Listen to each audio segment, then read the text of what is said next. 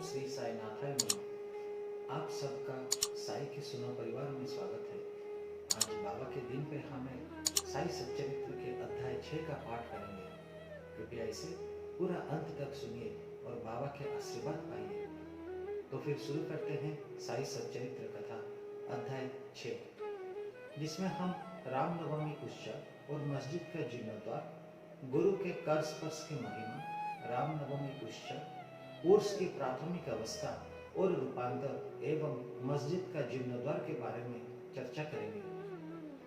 गुरु के कर स्पर्श के गुण। जब सद्गुरु ही नाव की रखवा हो तो वह निश्चय ही कुशलता तथा सरलता पूर्वक इस भवसागर के पार उतार देंगे। सद्गुरु शब्द का उच्चारण करते ही मुझे श्री साई की स्मृति आ रही है। ऐसा प्रतीत होता है मानो कि स्वयं मेरे सामने ही खड़े हैं और मेरे मस्तक पर उदी लगा रहे हैं। देखो देखो, वो अब अपना वरद हस्त उठाकर मेरे मस्तक पर रख रहे हैं। अब मेरा हृदय आनंद से भर गया है, मेरे नेत्रों से प्रेमाश्रु बह रहे हैं। सद्गुरु के कर स्पर्श की शक्ति महान और आश्चर्यजनक है। लिंग अथवा सूक्ष्म शरीर जो संसार को भस्म करने वाली अग्नि से भी नष्ट नहीं किया जा सकता है, वो केवल गुरु के कर स्पर्श से ही पल भर में नष्ट हो जाता है। अनेक जन्मों के समस्त पाप और मन स्थिर हो जाते हैं। श्री साई बाबा के मनोहर रूप के दर्शन कर कंठ प्रफुल्लता से रूम जाता है, आंखों से अश्रुधार प्रवाहित होने लगती है और जब हृदय भावनाओं से भर जाता है तब सोहम भाव की जागृति होकर आत्मानुभव का आनंद का आभास होने लगता है। मैं और तू का भेद नष्ट हो जाता है और तत्क्षणात् ही ब्रह्म के साथ अभिन्नता प्राप्त हो जाती है। जब मैं धार्मिक ग्रंथों का पठन करता हूँ तो क्षण क्षण में सद्गुरु की स्मृति हो आती है। बाबा राम या कृष्ण का रूप धारण कर मेरे सामने खड़े हो जाते हैं और स्वयं अपनी जीवन कथा मुझे सुनाने लगते हैं।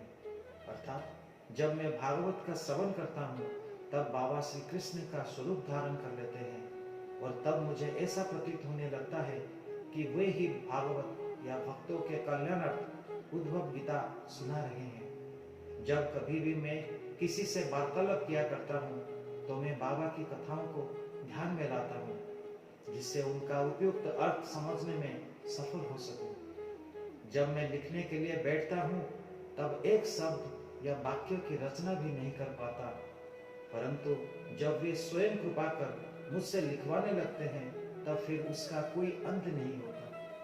जब भक्तों में अहंकार की वृद्धि होने लगती है तो वह शक्ति प्रदान कर उसे अहंकार शून्य बनाकर अंतिम ध्येय की प्राप्ति करा देते तथा उसे संतुष्ट कर अक्षय सुख के अधिकारी बना देते हैं। जो बाबा को नमन कर अनन्य भाव से उनकी शरण जाता है उसे फिर कोई साधना करने की आवश्यकता नहीं है।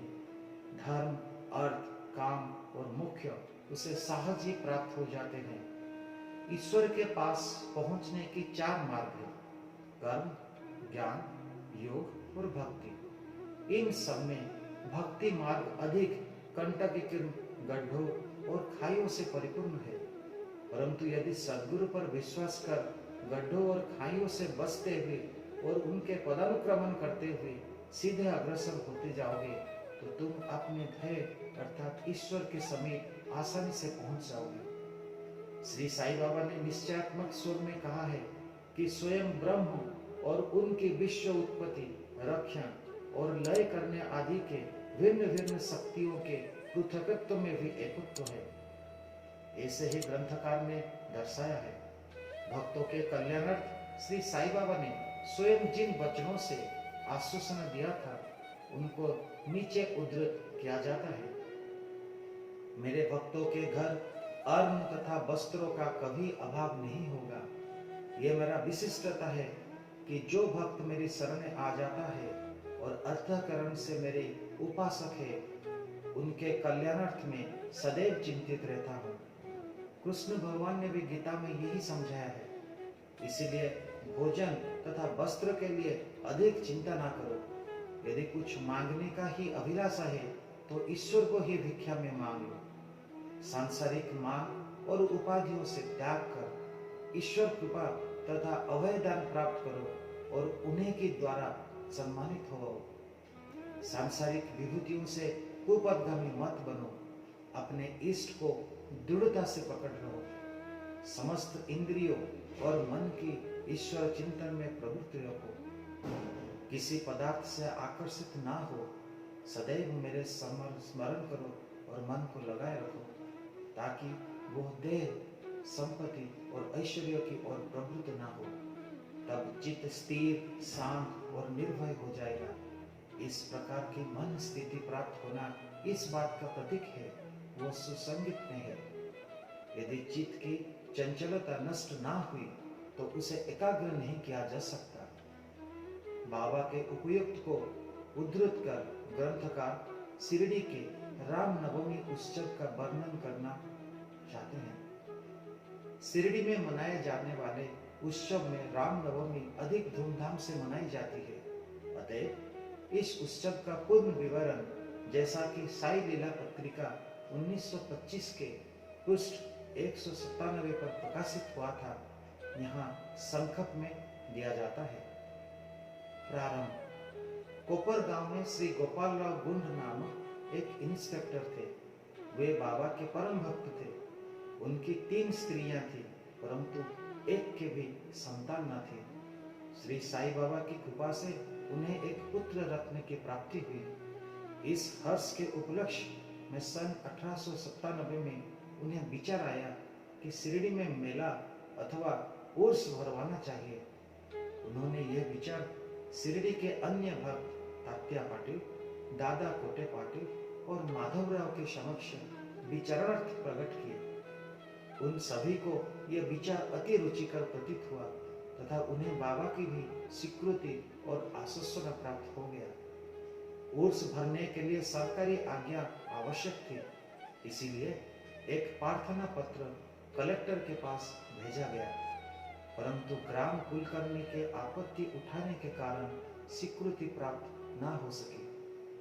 परंतु बाबा का आश्वासन तो प्राप्त हो ही चुका था, अतः पुनः प्रयत्न करने पर स्वीकृति प्राप्त हो गई। बाबा की अनुमति से रामनवमी के दिन उर्स भरना निश्चित हुआ। ऐसा प्रतीत होता है कि कुछ निष्कर्ष ध्यान में रखकर ही उन्होंने ऐसा आज्ञा दी, अर्थात उर्स और रामनवमी के उत्सव का एकीकरण तथा हिंदू मुस्लिम एकता, जो भविष्य की घटनाओं से ही स्पष्ट है कि यह ध्येयपूर्ण सफल हुआ। प्रथम बाधा तो किसी प्रकार हल हुई। अब द्वितीय कठिनाई जल के अभाव की उपस्थित हुई। शिरडी तो एक छोटा सा ग्राम था और पूर्व काल से ही वहां जल का अभाव बना रहता था। गांव में केवल 2 कुएं थे, जिनमें से एक तो प्राय ही सूखे जाया करता था और दूसरे का पानी खारा था। बाबा ने उसमें फूल डालकर उसके खारे जल को मीठा बना दिया, लेकिन एक कुएं का जल कितने लोगों को पर्याप्त हो सकता था। इसीलिए तात्या पाटिल ने बाहर से जल मंगवाने का प्रबंध किया। लकड़ी और बांसों की कच्ची दुकानें बनाई गई तथा कुश्तियों का भी आयोजन किया गया। गोपालराव गुंड के एक मित्र दामू आना कासा अहमदनगर में रहते थे। वे भी संतानहीन होने के कारण दुखी थे। श्री साई बाबा की कृपा से उन्हें भी एक पुत्र रत्न की प्राप्ति हुई थी। श्री गुंड ने उनसे एक ध्वज देने को कहा। एक ध्वज जागीरदार श्री नाना साहब निमोनकर ने भी दिया। ये दोनों ध्वज बड़े समारोह के साथ गांव में से निकाले गए और अंत में उन्हें मस्जिद, जिसे बाबा द्वारकामाई के नाम से पुकारते थे, उसके कोनों पर फहरा दिया गया। यह कार्यक्रम अभी पूर्ववत ही चल रहा है। चर्चा करते हैं चंदन समारोह। इस मेले में एक अन्य कार्यक्रम का भी श्री गणेश हुआ, जो चंदन उत्सव के नाम से प्रसिद्ध हो। ये कोरहल के एक मुस्लिम भक्त श्री अमीर शक्कर दलाल के मस्तिष्क की सूझ थी। प्राय इसी प्रकार का उत्सव सिद्ध मुस्लिम संतों के सम्मान में ही किया जाता है। बहुत सा चंदन घिसकर बहुत सी चंदन धूप थालियों में भरी जाती थी तथा लोहवान जलाते और अंत में उन्हें मस्जिद में पहुंचाकर जुलूस समाप्त हो जाता है। थालियों का चंदन और धूप नीम पर और मस्जिद के दीवारों पर डाल दिया जाता है। इस उत्सव का प्रबंध प्रथम 3 वर्षों तक श्री अमीर सक्कर ने किया और उनके पश्चात उनकी धर्मपत्नी ने किया। इस प्रकार हिंदुओं द्वारा ध्वज और मुसलमानों के द्वारा चंदन का जुलूस एक साथ चलने लगा और अभी तक उसी तरह चल रहा है। प्रबंध। रामनवमी का दिन श्री साईं बाबा के भक्तों और अत्यंत ही प्रिय और पवित्र है। कार्य करने के लिए बहुत से स्वयंसेवक तैयार हो जाते थे और वे मेले के प्रबंध में सक्रिय भाग लेते थे। बाहर के समस्त कार्यों का भार तात्या पाटिल और भीतर के कार्यों को श्री साईं बाबा की एक परम भक्त महिला राधाकृष्ण माई संभालती थी। इस अवसर पर उनका निवास स्थान अतिथियों से परिपूर्ण रहता था और उन्हें सब लोगों की आवश्यकताओं का भी ध्यान रखना पड़ता था।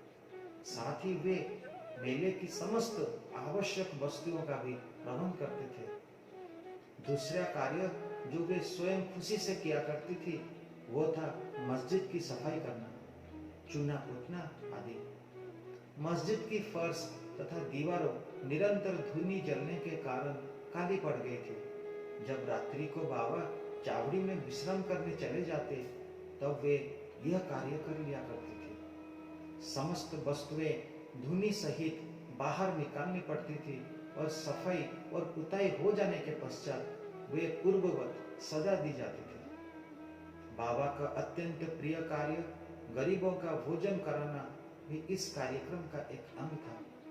इस कार्य के लिए बृहद भोज का आयोजन किया जाता था और अनेक प्रकार की मिठाइयां बनाई जाती थी। ये सब कार्य राधाकृष्ण मायके के निवास स्थान पर ही होता था। बहुत से धनाढ्य और श्रीमंत भक्त इस कार्य में आर्थिक सहायता पहुंचाते थे।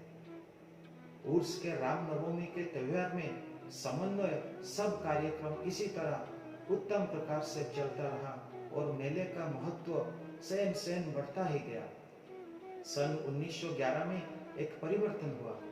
एक भक्त कृष्ण राव जोगेश्वर भीष्म श्री साई सगुनापशन के लेखक अमरावती के दादा साहब खारपुड़े के साथ मेले में एक दिन पूर्व शिरडी के दीक्षित वाड़े में ठहरे। जोगो डालने में लेटे हुए विश्राम कर रहे थे तब उन्हें एक कल्पना सूझी। इस समय श्री लक्ष्मण राव उपनाम काका महाजनी पूजन सामग्री लेकर मस्जिद की ओर जा रहे थे। उन दोनों में विचार विनिमय होने लगा और उन्होंने सोचा कि शिरडी में उर्स और मेला ठीक रामनवमी के दिन ही भरता है। इसमें अवश्य ही कोई गूढ़ रहस्य नहीं थे। रामनवमी का दिन हिंदुओं को बहुत ही प्रिय है। कितना अच्छा हो यदि रामनवमी उत्सव अर्थात श्री राम का जन्म दिवस का भी श्री गणेश कर दिया जाए। काका महाजनी को यह विचार रुचिकर प्रतीत हुआ। अब मुख्य कठिनाई हरिदास के मिलने की थी, जो इस शुभ अवसर पर कीर्तन और ईश्वर गुणवादन कर इसको आगे बढ़ सके। परंतु भीष्म ने इस समस्या को हल कर दिया।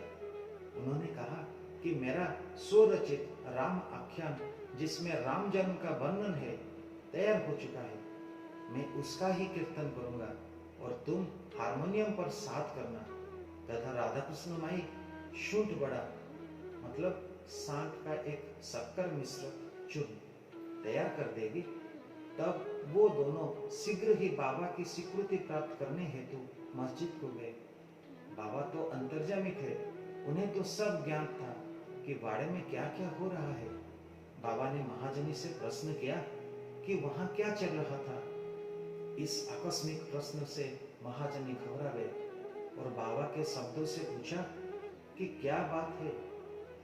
भीष्म ने रामनवमी उत्सव मनाने का विचार बाबा के समक्ष प्रस्तुत किया तथा स्वीकृति देने की प्रार्थना की। बाबा ने भी सहर्ष अनुमति दे दी। सभी भक्त हर्षित हृदय से और राम जन्मोत्सव मनाने की तैयारियां करने लगे। दूसरे दिन रंग बिरंगी झड़ियों से मस्जिद सजा दी गई। श्रीमती राधा कृष्ण माई ने एक पालना लाकर बाबा के आसन के समक्ष रख दिया और फिर उत्सव प्रारंभ हो गया। भीष्म कीर्तन करने को खड़े हो गए और महाजनी हारमोनियम पर उनका साथ करने लगे। तभी बाबा ने महाजनी को बुलावा भेजा।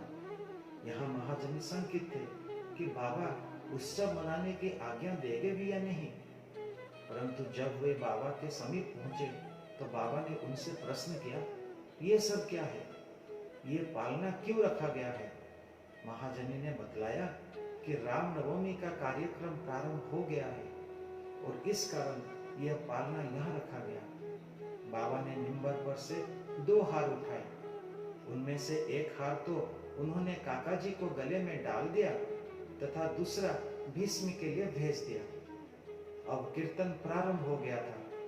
कीर्तन समाप्त हुआ तब श्री राजाराम की उच्च स्वर से जय जयकार हुई। कीर्तन के स्थान पर गुलाल की वर्षा की गई। जब हर कोई प्रसन्नता से झूम रहा था, अचानक ही एक गरजती हुई ध्वनि उनके कानों पर पड़ी। वस्तुतः जिस समय गुलाल की वर्षा हो रही थी तो उसमें से कुछ कण अनायास ही बाबा की आंखों में चले गए। तब बाबा एकदम क्रुद्ध होकर उच्च स्वर में अपशब्द कहने और कोसने लगे। यह दृश्य देखकर सब लोगों भयभीत होकर सिर पटाने लगे। बाबा के स्वभाव से भली भांति परिचित अंतरंग भक्त भला इन अपशब्दों का कब बुरा मानने वाले थे।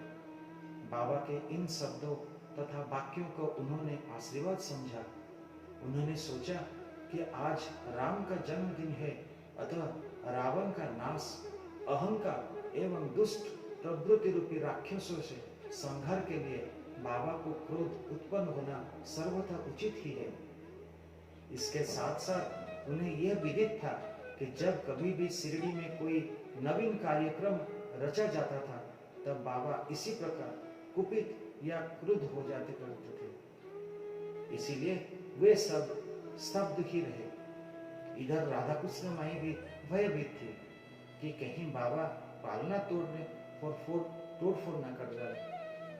इसीलिए उन्होंने काका महाजनी से पालना हटाने के लिए कहा, परंतु बाबा ने ऐसा करने से उन्हें रोका।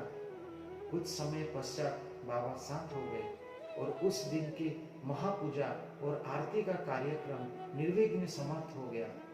उसके बाद काका महाजन ने बाबा से पालना उतारने की अनुमति मांगी, परंतु बाबा ने अस्वीकृत करते हुए कहा कि अभी उत्सव संपूर्ण नहीं हुआ है। अगले दिन गोपाल काला उत्सव मनाया गया, जिसके पश्चात बाबा ने पालना उतारने की आज्ञा दे दी। उत्सव में दही मिश्रित पोहा एक मिट्टी के बर्तन में लटका दिया जाता है और कीर्तन समाप्त होने पर वह बर्तन फोड़ दिया जाता है और प्रसाद के रूप में वो पोहा सबको वितरित कर दिया जाता है, जिस प्रकार की श्री कृष्ण ने ग्वालों के साथ किया था। रामनवमी उत्सव इसी तरह दिन भर चलता रहा। दिन के समय 2 ध्वज जुलूस और रात्रि के समय चंदन का जुलूस बड़ी धूमधाम और समारोह के साथ निकाला गया। इस समय के पश्चात ही उरुस का उत्सव रामनवमी के उत्सव में परिवर्तन हो गया। अगले वर्ष अर्थात सन 1912 से रामनवमी के कार्यक्रम की सूची में वृद्धि होने लगी। श्रीमती राधाकृष्ण माई ने चैत्र की प्रतिपदा से नाम सप्ताह प्रारंभ कर दिया। लगातार दिन रात 7 दिन तक भागवत नाम लेना नाम सप्ताह कहलाता है। सब भक्त इसमें बारी बारी से भागों में से भाग लेते थे। वे भी प्रातः काल सम्मिलित हो जाया करते थे। देश की सभी भागों में रामनवमी का उत्सव मनाया जाता है। इसीलिए अगले वर्ष हरिदास के मिलने की कठिनाई पुनः उपस्थित हुई, परंतु उत्सव के पूर्व ही यह समस्या हल हो गई। 5-6 दिन पूर्व श्री महाजनी की बाला बुआ से अकस्मात भेंट हो गई। बुआ साहब आधुनिक तुकाराम के नाम से प्रसिद्ध थे और इस वर्ष कीर्तन का कार्य उन्हें ही सौंपा गया। अगले वर्ष अर्थात सन 1913 में श्री हरिदास बृहदसिट कवेटे ग्राम में प्लेग का प्रकोप होने के कारण अपने गांव में हरिदास का कार्य नहीं कर सकते थे। इस वर्ष में शिरडी में आए। काका साहब दीक्षित ने अनेक कीर्तन के लिए बाबा से अनुमति प्राप्त की। बाबा ने भी उन्हें यथेष्ट पुरस्कार दिया। सन 1914 से हरिदास की कठिनाई बाबा ने सदैव के लिए हल कर दी। उन्होंने यह कार्य स्थायी रूप से दासगणु महाराज को सौंप दिया। तब से वो इस कार्य को उत्तम रीति से सफलता और विद्वतापूर्वक पूर्ण लगन से निभाते रहे। सन 1912 से उत्सव के अवसर पर लोगों की संख्या में उत्तरोत्तर वृद्धि होने लगी। चैत्र शुक्ल अष्टमी से द्वादशी तक शिरडी में लोगों की संख्या में इतनी अधिक वृद्धि हो जाया करती थी मानो मधुमक्खी की छत्त से लगा हो। दुकानों की संख्या में बढ़ती हो गई। प्रसिद्ध पहलवानों की कुश्तियां होने लगी। गरीबों को बृहद स्तर पर भोजन कराया जाने लगा। राधा कृष्ण माई के घोर परिश्रम के फलस्वरूप शिरडी को संस्थान का रूप मिला। संपत्ति भी दिन प्रतिदिन बढ़ने लगी। एक सुंदर घोड़ा, पालकी, रथ और चांदी के अन्य पदार्थ, बर्तन, पात्र, शीशे इत्यादि भक्तों ने उपहार में भेंट किए। उत्सव के अवसर पर हाथी भी बुलाया जाता था। यद्यपि संपत्ति बहुत बढ़ी, परंतु बाबा उन सब से सदा साधारण वेशभूषा धारण करते थे। यह ध्यान देने योग्य है कि जुलूस तथा उत्सव में हिंदू और मुसलमान दोनों ही साथ साथ कार्य करते थे, परंतु आज तक उनमें कोई विवाद हुआ ही नहीं और ना कोई मतभेद है। पहले तो लोगों की संख्या 5000 से 7000 के लगभग होती थी, परंतु किसी वर्ष तो यह संख्या 75000 तक पहुंच जाती थी। फिर भी ना कभी कोई बीमारी फैली और ना कोई दंगा भी हुआ। अब चर्चा करते हैं मस्जिद की जीर्णोद्धार। जिस प्रकार उर्स या मेला भरने के विचार प्रथमतः श्री गोपाल गुण को आया था, उसी प्रकार मस्जिद के जीर्णोद्धार का विचार भी प्रथमतः उन्हें ही आया। उन्होंने इस कार्य के निमित्त पत्थर एकत्रित कर उन्हें वर्गाकार करवाया, परंतु इस कार्य का श्रेय उन्हें प्राप्त नहीं होना था। वो स्वयं तो नाना साहेब चांदोरकर के लिए ही सुरक्षित था और फर्श का कार्य काका साहब दीक्षित के लिए।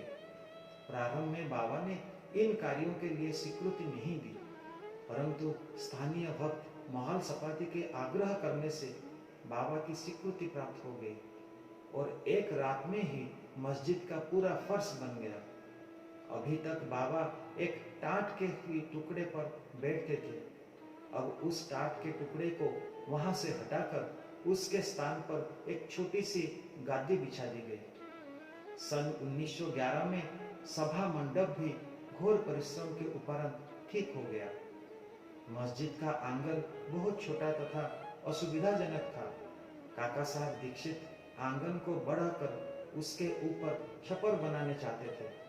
यथेष्ट द्रव्य राशि व्यय कर उन्होंने लोहे को खंबे, वालियां और किचो माल पे भी कार्य भी प्रारंभ हो गया। दिन रात परिश्रम कर भक्तों ने लोहे के खंबे जमीन में गाड़े।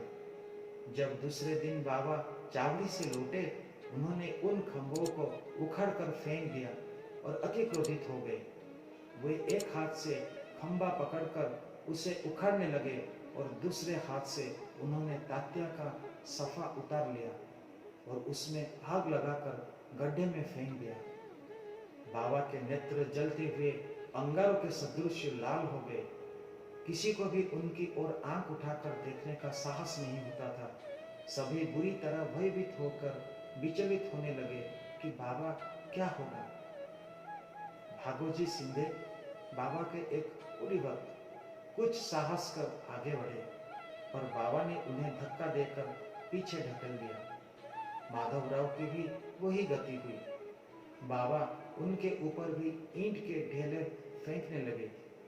जो भी उन्हें शांत करने गया उसकी वही दशा हुई।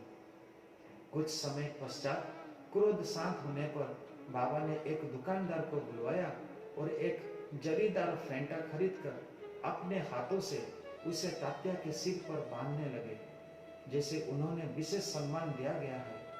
यह विचित्र व्यवहार देखकर भक्तों को आश्चर्य हुआ।